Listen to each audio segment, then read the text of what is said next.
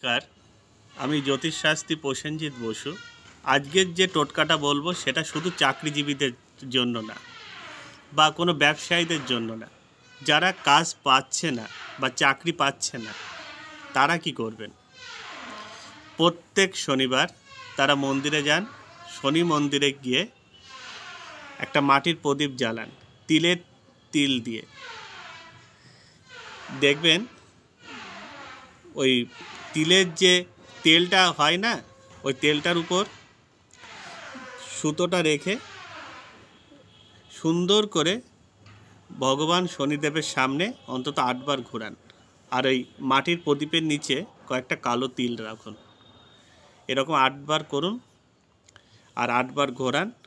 দেখবেন আপনি চাকরি যদি সরকারি ক্ষেত্রে নাও পান, বেসরকারি ক্ষেত্রে একটা সুযোগ আপনার সামনে আসবে।